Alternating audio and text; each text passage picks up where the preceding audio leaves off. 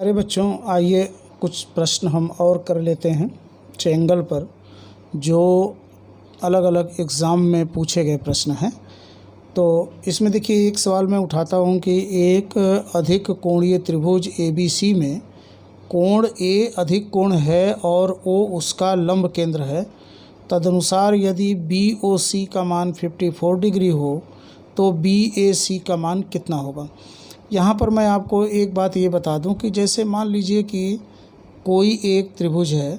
देखिए, मैं यहाँ पर अधिक कोण नहीं ले रहा हूँ, कोई एक त्रिभुज ले रहा हूँ और यहाँ पर बहुत अच्छे से इसको समझिएगा आप लोग कि अगर ये O, देखिए मैं यहाँ लिख देता हूँ कि अगर ये वो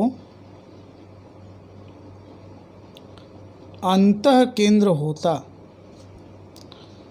तब एंगल B, हाँ अब दिख रहा होगा, एंगल BOC का मान होता 90 + a/2। ध्यान रखिएगा, अगर ये O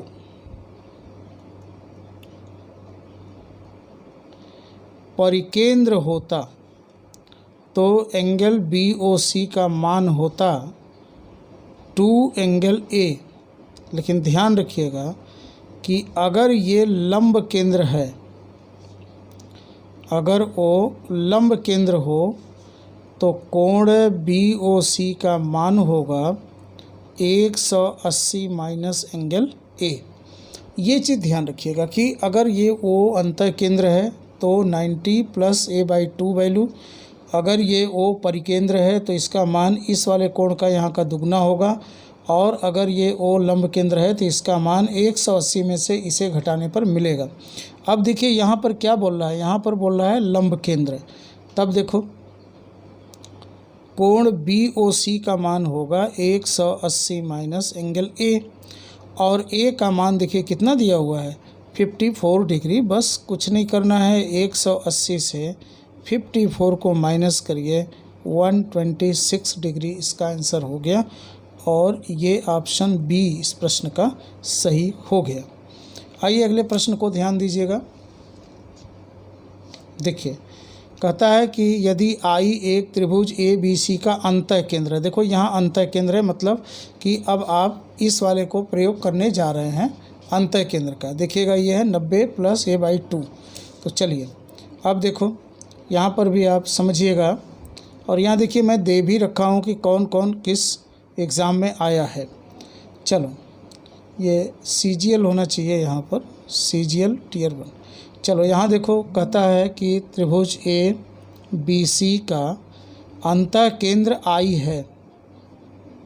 अब देखो ये इन सेंटर है, कोण A की वैल्यू 60 है तो इसकी वैल्यू पूछ रहा है BIC।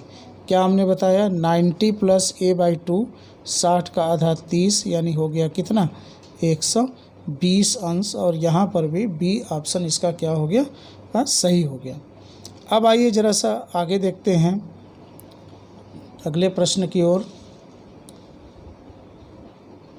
ये थोड़ा सा इसको सेट किया जाए। अब देखो यहाँ कहता है कि त्रिभुज ABC के कोण B तथा कोण C के वाह्य द्विभाजक।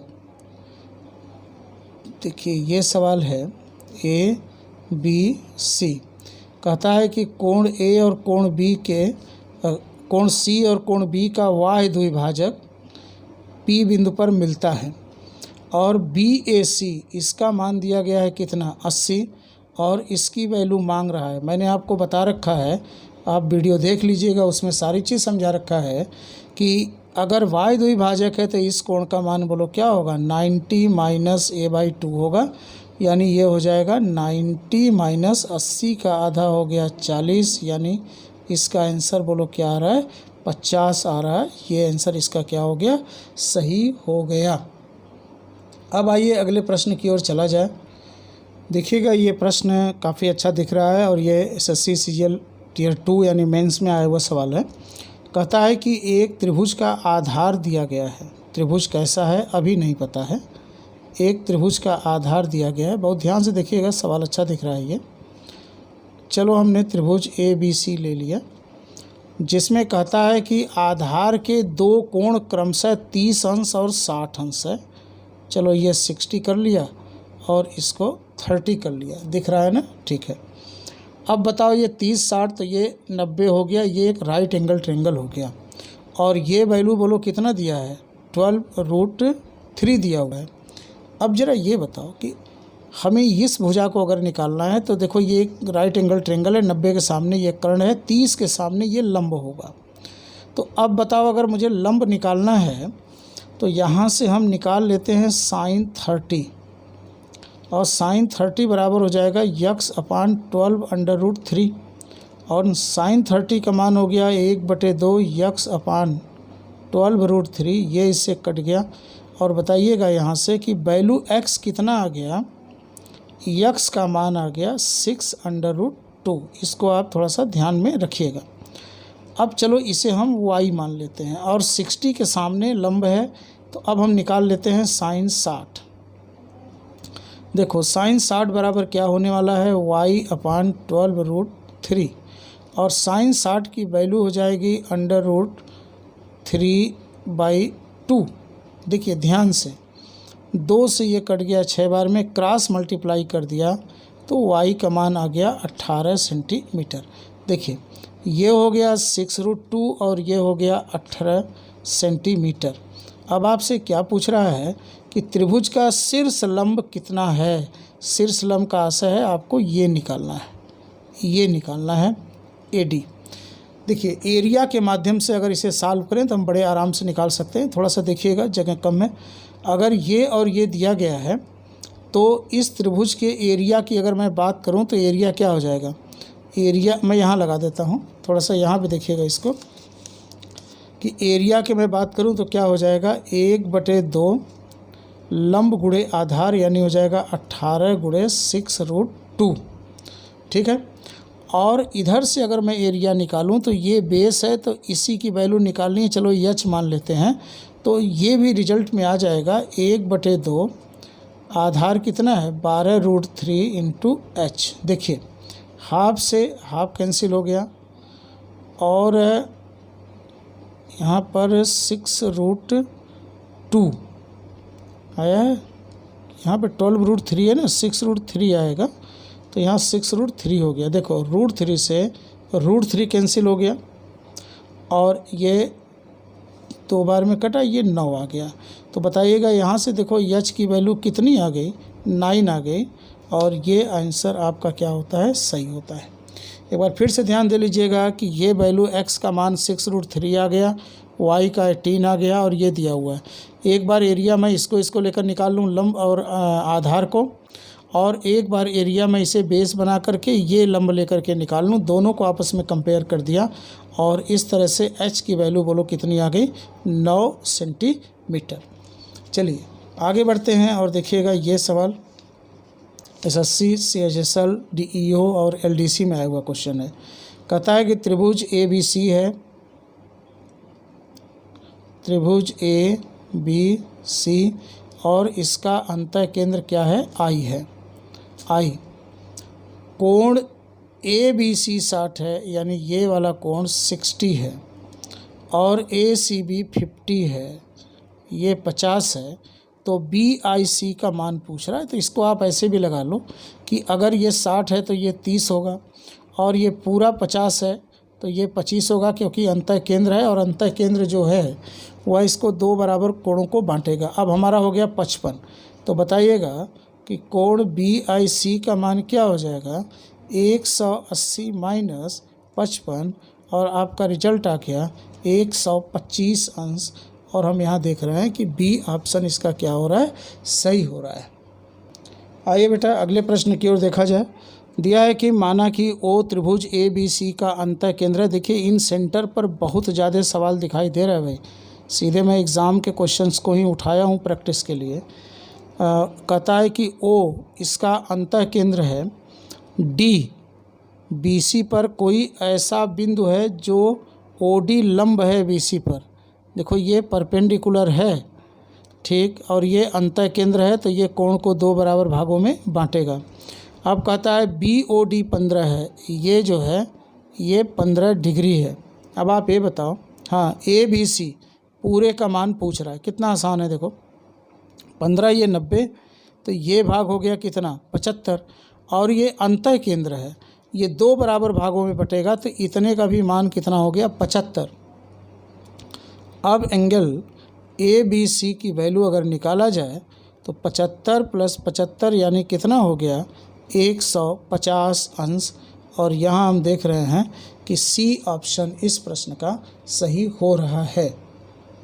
आइए अगले प्रश्न को देखा जाए। इसमें देखो कहता है कि त्रिभुज ABC में O केंद्रक है। अब एक बार ध्यान रखो, केंद्रक से कहेंगे माध्यिकाओं का कटान बिंदु, और माध्यिकाएं त्रिभुज को 6 बराबर क्षेत्रफल में बांटती हैं। ये मैं आपको कॉन्सेप्ट पढ़ाते समय बता चुका हूँ, वीडियो देखिएगा आप लोग। चलिए अब ये देखो हो गया ABC, और ये मीडियन हो गया AD, यहाँ से हो गया BE, और यहाँ से हो गया CF। और ध्यान रखिए ये और ये इक्वल डिवाइड होगा। अब क्या कहता है कि AOE यानी इस, अच्छा यहाँ पर O है, इसका मान दिया गया है 15 यानी 1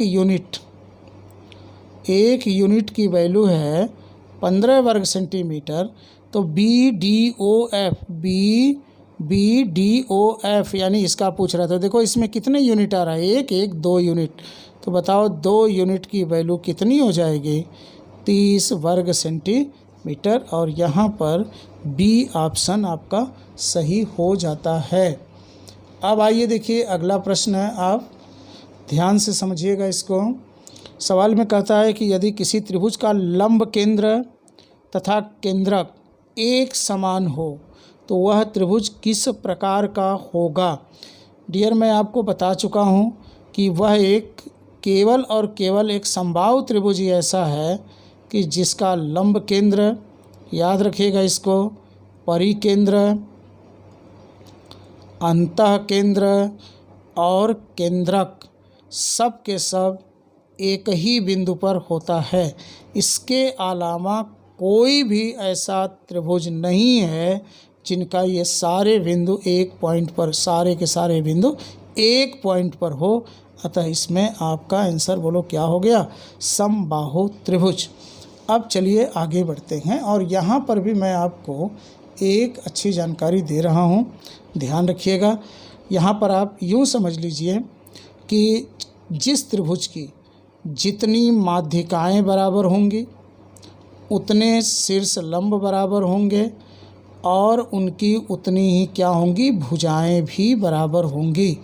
अब सवाल कहता है कि एक त्रिभुज में यदि तीनों शीर्ष लंब बराबर हैं, अभी हमने क्या बताया कि अगर जितनी माध्यिका बराबर होगी, 2 माध्यिका होगी तो 2 भुजा 2 शीर्ष लंब बराबर होंगे, एक भी बराबर नहीं होंगे तो कुछ भी बराबर नहीं होगा, और अगर तीनों बराबर हैं तो तीनों भुजाएं बराबर होंगी, तीनों शीर्ष लंब बराबर होंगे, और तीनों माध्यिकाएं भी बराबर होंगी।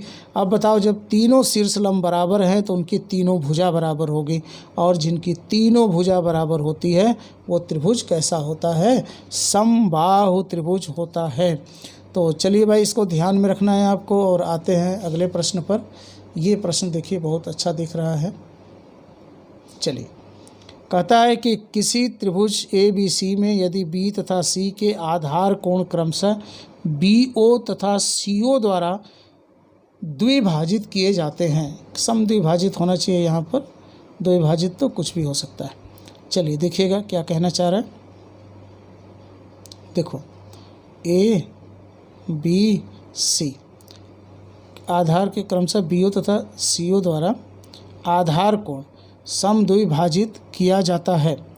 अब आधार कोण अगर वाह न बोले तो हम अंतः पे सवाल को हल करेंगे। ये और ये समद्विभाजित, देखिए अंतः केंद्र पर एक सवाल आपको और मिल गया। आप देख रहे हैं कि 10-12 सवाल में ही अंतः केंद्र के कई सवाल आ रहे हैं, तो अंतः केंद्र को लेकर थोड़ा सा अलर्ट रहिएगा। चलिए अब आपसे पूछता है कि BOC का मान क्या होगा। अब हमने क्या बताया भैया कि अगर अंतः कोण का द्विभाजक है तो इसका मान क्या होगा, 90 + a/2। और चूँकि इस रूप में आपका आंसर नहीं दिया गया है तो हम यहाँ पर 90 को बोलो क्या लिख सकते हैं, π/2 + a/2, और ये आपका आंसर ए इसमें सही हो जाता है। आइए आगे प्रश्न में बढ़ें। चलो बेटा अगले प्रश्न पे आते हैं। और देखिए बहुत इजी सवाल है, लेकिन आया हुआ है एसएससी एफसीआई असिस्टेंट ग्रेड के एग्ज़ाम में। एक त्रिभुज के कोण x+5 2x-3 और 3x+4 है, x की वैल्यू क्या होगा। इजी है, त्रिभुज के तीनों कोणों का योग 180 होता है। तो देखिएगा यहाँ से हो जाएगा x 3x 6x हो गया ये, और ये देखो हो गया 5 और 4 9 में से 3 निकल गया -6 बराबर 180 बराबर हो गया 30। x 6 कामन लेके उधर भेज दिया। अब बताओ x की वैल्यू कितनी आ गई 31। बी ऑप्शन इसका सही हो गया। आइए अगले प्रश्न पे देखते हैं। और अगला प्रश्न क्या कहता है, देखिए कहता है कि यदि किसी त्रिभुज का परिकेंद्र उससे बाहर हो तो त्रिभुज होगा। देखिए मैं आप वीडियो देखिएगा, उसमें मैं एक एक चीज़ बहुत क्लियर करके आपको बताया हूँ। और देखिए सारे क्वेश्चन उठ रहे हैं। और ये देखो एसएससी 10+2 डाटा एंट्री एलडीसी में आया हुआ क्वेश्चन है। अब आप बताओ, एक बार मैं दोहरा भी देता हूँ कि हमने परिकेंद्र की बात किया तो न्यून कोण में तो परिकेंद्र, अंतःकेंद्र, लंब केंद्र, केंद्रक सब अंदर होंगे। समकोण में क्या होगा, समकोण में परिकेंद्र कर्ण का मध्य बिंदु होता है और लंब केंद्र समकोणिक वाला शीर्ष होता है। और अगर परिकेंद्र और लंब केंद्र त्रिभुज के बाहर चला गया तो वह त्रिभुज कैसा होगा, अधिक कोणिक त्रिभुज होगा। अतः इस प्रश्न का जवाब ये हो जाएगा। चलिए आइए आगे बढ़ते हैं और इस सवाल को देखिएगा। कहता है कि एक त्रिभुज ABC में BC के समांतर एक सरल रेखा खींची गई है। चलिए ABC में BC के समांतर एक सरल रेखा खींची गई है जो AB को P पर और AC को Q पर काटती है। तदनुसार यदि AB का मान 3PB हो, चलो इसे हम 1 मान लें तो AB 3 होगा तो ये 2 हो जाएगा। तो PQ और BC कितना है। देखिए थेल्स का प्रमेय आप वीडियो में देख लीजिएगा। थेल्स के थ्योरम में ये कहा गया है कि अगर ये रेखा समांतर हो जाए तो इधर की भुजा बटे पूरा और यह बटे पूरे के अनुपात में होगा। तो चूँकि यहाँ पर देखो PQ समांतर दिया गया है BC के, तो यहाँ पर थेल्स का प्रमेय अप्लाई करेंगे और हम लिखेंगे AP/AB बराबर PQ/BC। अब बताओ AP का मान कितना है, 2 है। AB का मान कितना है, 3 है। PQ का मान निकालना है, अच्छा ये रेशियो ही निकालना है हमें, PQ अनुपात PC का। तो ये आपका आंसर क्या आ गया, 2:3, और ये आपका आंसर हो गया। आइए आगे बढ़ते हैं और ज़रा सा इस प्रश्न को देखिएगा। कहता है कि यदि 72 वर्ग सेमी क्षेत्रफल वाले त्रिभुज ABC का केंद्रक G है। केंद्रक कैसे बनेगा बाबू, माध्यिकाओं के कटान बिंदुओं से। देखो ये A, ये B, ये C और ये केंद्रक G है।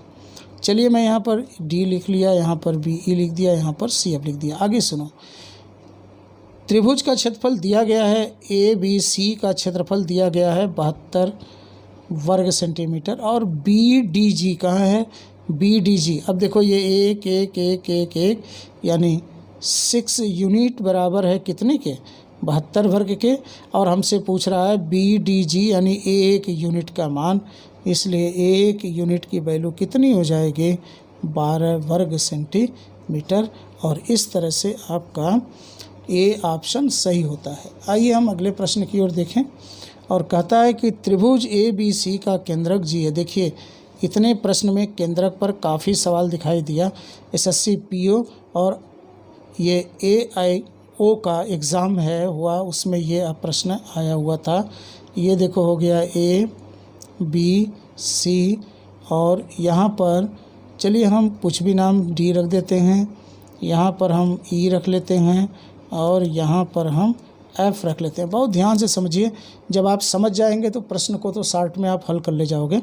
अब देखो ये G है, क्या यहाँ दे रहा है, AG बराबर BG, यानी ये और ये बराबर है, ठीक है। और B, हाँ तो कहता है कि BOC का मान क्या होगा। माफ़ करिएगा, यहाँ पर O नहीं होना चाहिए, BGC होना चाहिए। मुझे ऐसा लगता है कि एंगल है BGC होना चाहिए, तभी ये सही हो पाएगा। चलिए आइए अगले प्रश्न को देखते हैं कि त्रिभुज ABC का केंद्रक G है, AG बराबर BG बराबर CF, तो एंगल BGC की वैल्यू क्या होगी, यानी हमें ये निकालना है। अब ज़रा ये देखो कि अगर ये बराबर इसके है, अगर मैं इसको 2 मान लूँ तो ये भी 2 होगा। बहुत ध्यान से देखिएगा, ये भी 2 होगा। अगर ये 2 है तो ये 1 होगा, ये भी 1 होगा, ये भी 1 होगा। अब आप बताओ कि इसकी तीनों माध्यिकाएं 3-3 हो गई। इसका मतलब कि इस त्रिभुज की माध्यिकाएं जो हैं वो हमें क्या दिखाई दे रही हैं, बराबर दिखाई दे रही हैं। अब जब हमने कहा ना कि जिस त्रिभुज में जितनी माध्यिका बराबर होगी उतनी भुजा बराबर होगी, इसका मतलब हो गया कि इसकी भुजाएं भी क्या हैं, बराबर होंगी। और जब ये सारी भुजाएं बराबर होंगी तो बताओ ये त्रिभुज कैसा होगा, समबाहु होगा। और समबाहु होगा तो ये कितना होगा, 60, ये भी होगा 60।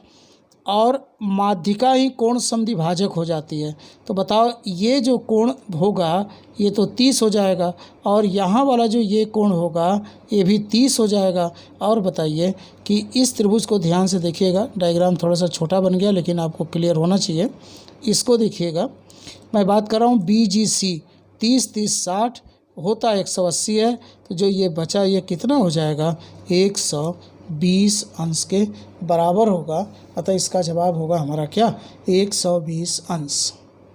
आइए एक प्रश्न और देखते हैं, ये SSC Tier 1 में आया हुआ है। किसी त्रिभुज की तीनों ऊंचाइयों का योग होता है तीनों भुजाओं के योग के बराबर, योग से कम, योग से अधिक, योग से दोगुना। याद रखिएगा कि किसी त्रिभुज की माध्यिकाओं का योग, शीर्ष लंबों का योग, ऊंचाइयों का योग हमेशा भुजा के योग से कम होता है। अतः B ऑप्शन यहाँ पे सही हो गया। आइए ज़रा अगले सवाल को देखा जाए। देखिए, कहता है कि त्रिभुज ABC में DEAC के समांतर है। ध्यान से देखिए, यहाँ भी थेल्स दिखाई दे रहा है। DEAC के समांतर है, तो हम ऐसा करते हैं AC को नीचे लिख देते हैं, ये B हो गया, ठीक है। और समांतर है कौन, DE। थेल्स का प्रमेय भाई एक बार वीडियो में आप लोग डिटेल देख लेना। अब ज़रा बताओ यहाँ क्या दे रहा है, AB का मान 10, ये पूरा 10 है। AD कुछ गड़बड़ हो गया, DE समांतर AC है, A यहाँ रखना होगा, C यहाँ। चलिए अब देखो, ये AB का मान यहाँ से 10 दिया हुआ है, और देखिए गलती क्या हुई थी, यहाँ पर DE बोला, AC बोला, तो D जिधर होगा उधर A होना चाहिए। चलिए 10 है, और AD का मान 4 है। BC अनुपात CE निकालना है, तो आपको ये मालूम है ना टिट फॉर टैट का नियम, आप थेल्स में हमने बताया आपको, BC अपान CE। BC देखो क्या है, इधर की पूरी भुजा, तो हम इधर से भी पूरी भुजा ले लेंगे 10, और इधर से देखो CE नीचे वाला है तो इधर से नीचे वाला ले लेंगे 4, और ये आपका आंसर आ गया 5:2। ये आपका रिजल्ट हो गया।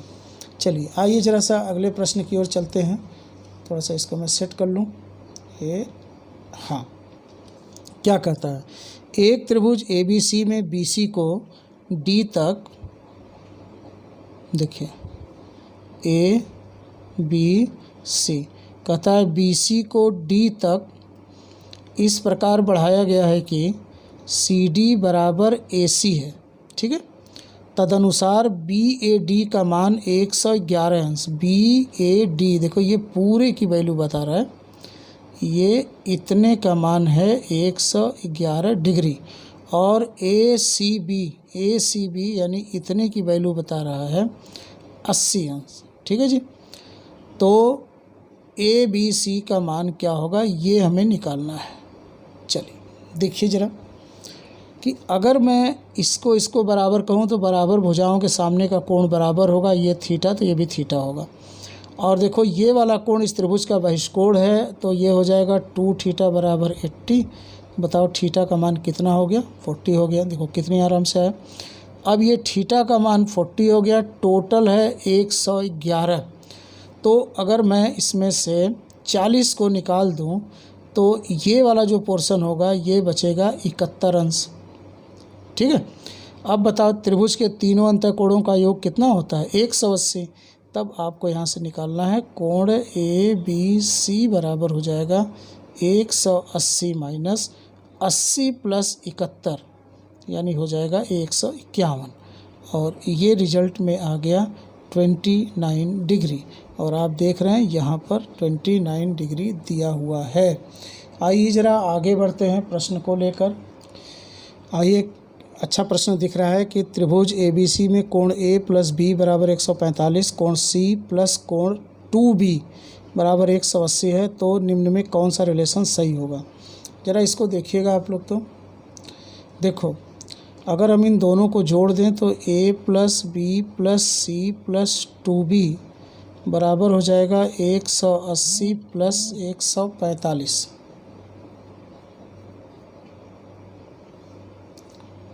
ठीक है। चलो अब देखो, इतने का मान 180 होगा और ये कट जाएगा, तो 2B बराबर कितना आ गया? 145।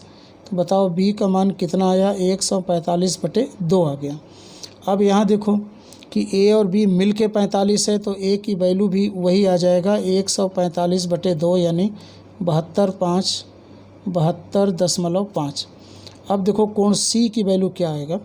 अब यहाँ से ध्यान रखिएगा, त्रिभुज ABC में A plus B plus C का मान 180 होता है, ये दोनों मिल करके 145 है, तो C का मान आ गया कितना? 35 अंश।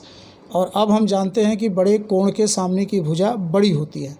तो यहाँ देखो CA बराबर AB। अब बताओ CA में कौन गायब है? B गायब है। और AB में कौन गायब है? C गायब है। तो कोण B बराबर कोण C होना चाहिए इसके अनुसार, लेकिन ऐसा नहीं है, इसलिए पहला फेल। अब यहाँ देखो CA में से कौन गायब है? B। कोण B का मान छोटा होना चाहिए। AB में से कौन? C। लेकिन यहाँ B का मान C से क्या है? बड़ा है, इसलिए दूसरा ऑप्शन भी नहीं है। BC में से कौन गायब है? A। A का मान छोटा होना चाहिए किससे? C से, जबकि C 35 है और ये 72.5 है, ये भी नहीं है। CA, देखो CA में से कौन गायब है? B। B का मान बड़ा होना चाहिए C से, और यहाँ पर देखो B का मान 72.5 है, जबकि C का मान 35 है। यहाँ पर ये रिलेशन सही हो रहा है, अतः ये ऑप्शन यहाँ पर बोलो क्या होगा? सही होगा।